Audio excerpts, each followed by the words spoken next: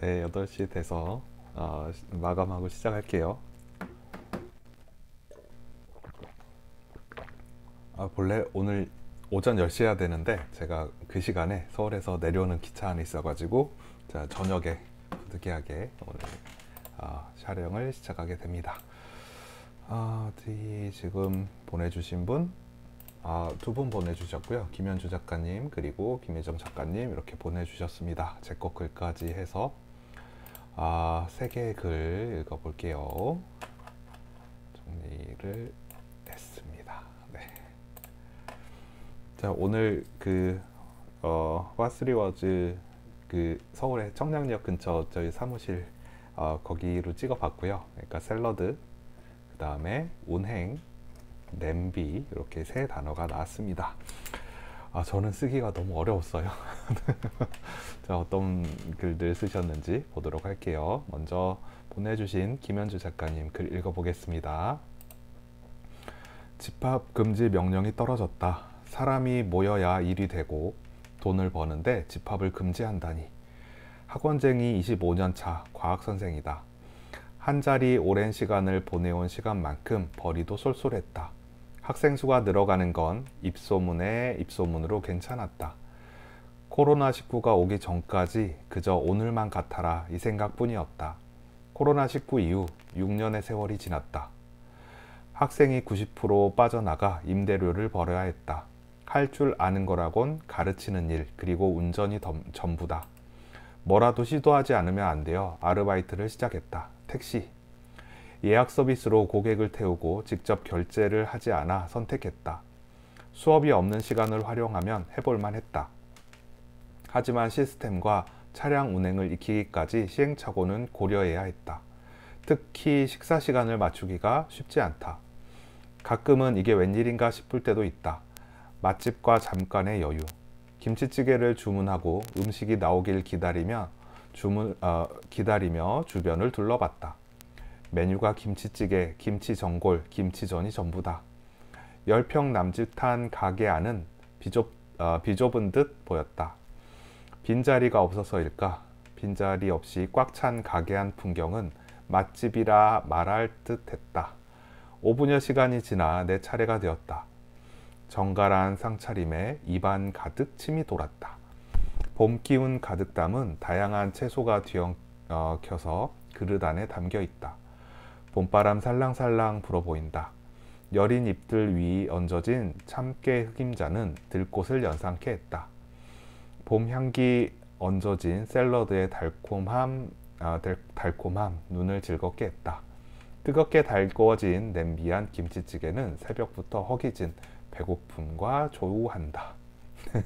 네, 읽는데 제가 입안에 침이 고여가지고 네. 여러분도 어떠셨어요? 들을 때 제가 지금 배고파서 그런가? 저녁 많이 먹었는데 이게 먹는 게 막 상상되니까 더 그랬던 것 같아요.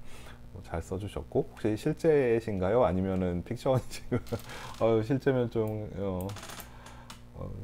글쎄요, 이게 남일이 아니죠. 코로나 벌써 6년이 됐나요? 그러네. 이게 웃을 일이 아닌데 저도 어찌 보면은 이리저리 해서 지금 집 위에 다락을 개조해서 오피스를 만들고 하는 거 어찌 보면 그 일환인데 참 그쵸. 코로나 때문에 많이 힘들었죠 우리. 그런 코로나 이야기, 그 다음에 이렇게 아르바이트, 택시 아르바이트 이야기로 해서 맛있는 음식들을 소개하는 글까지 저를 군침 돌게 만들었던 야식을 먹어야 되나 지금 고민하게 만드는 그런 글 잘 써주셨고요. 문장 굉장히 쉽게 잘 써주셔서 읽기도 쉬워요. 읽기 쉽고 공감하기 쉽고 그런 그 김현주 작가님만의 글색이라고 할 수 있겠죠. 자, 그 다음 두 번째 김혜정 작가님 글입니다.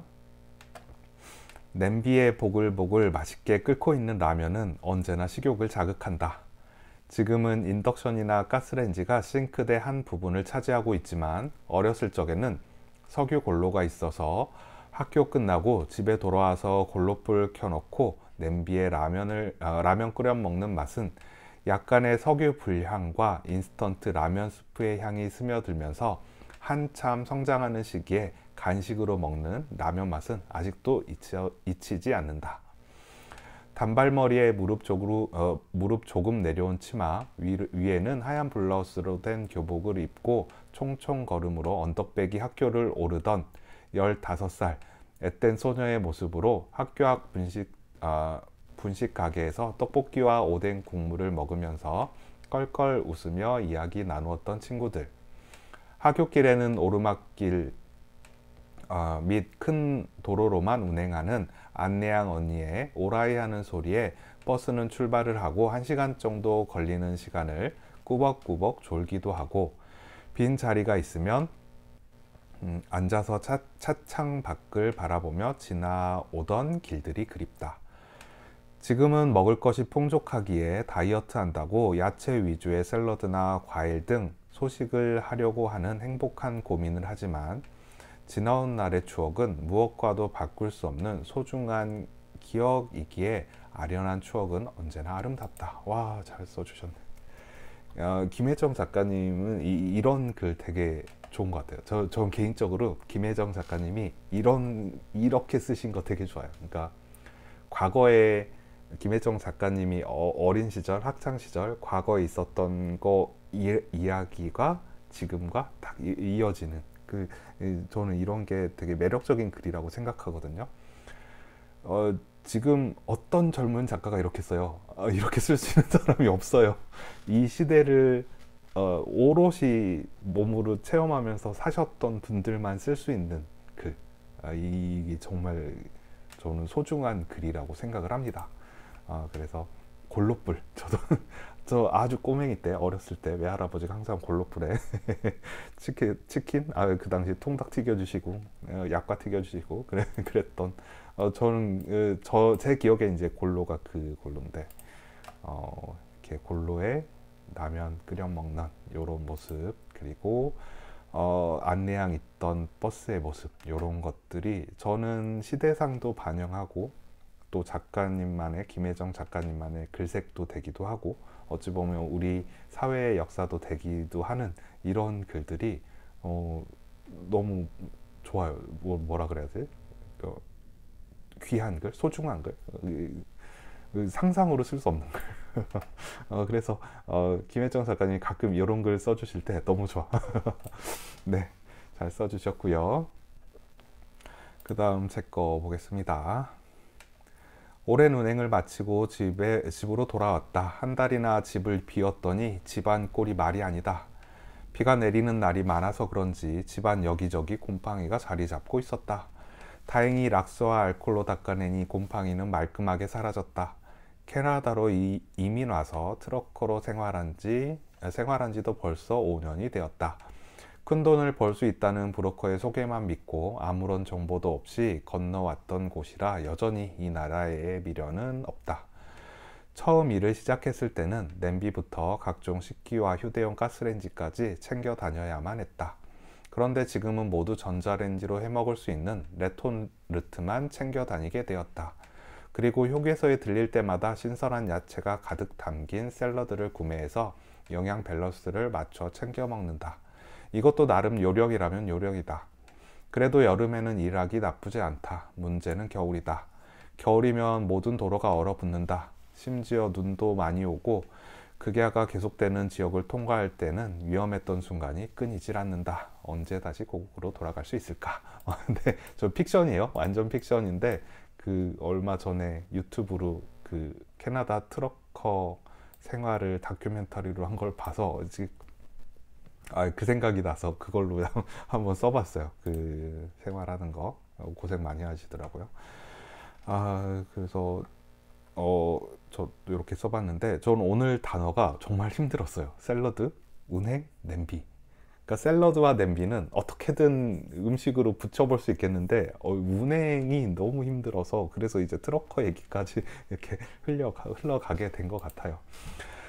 네, 오늘 글은 이렇게 세 가지 글 읽어봤고요. 김현주 작가님, 김혜정 작가님 제 것까지 읽어봤고요. 그 다음에 제가 요즘 계속 쓰고 있는 은퇴 은퇴 우울증 다스리기 같은 거 요거 말고 지금 제가 엊그제 등록해 놓은 게 스칸디 카운셀링 책을 등록했거든요. 그 지금 심사 중이에요. 아마 오늘 내일 중으로 이게 나올 텐데 스칸디 카운셀링이 우리나라에 어떻게 잘 적용할 수 있을까 이제 그런 걸 쓰는 책인데 제가 지금 요 세 단어 쓰기 할 때 제가 쓰는 글풍하고 제가 이런 입문서적 쓸 때 혹은 예전에 썼던 뭐 사춘기 쇼크라든지 10대 생활 백서 제가 글풍이 완전히 달라요.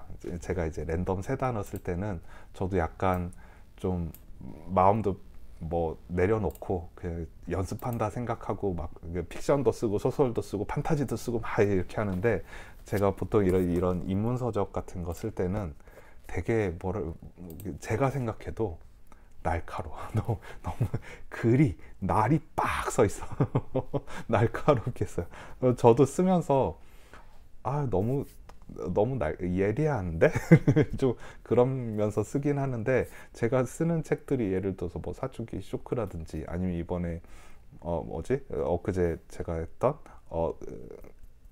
은둔형 외톨이 같은 책은 어찌 보면 좀 비판해야 되는 부분이 있잖아요. 이것 때문에 이게 됐고 이래서 잘못됩니다. 이제 이런 거를 신랄하게 써야 되는 부분이 있어서 그런 부분은 제가 굉장히 날카롭게 써요.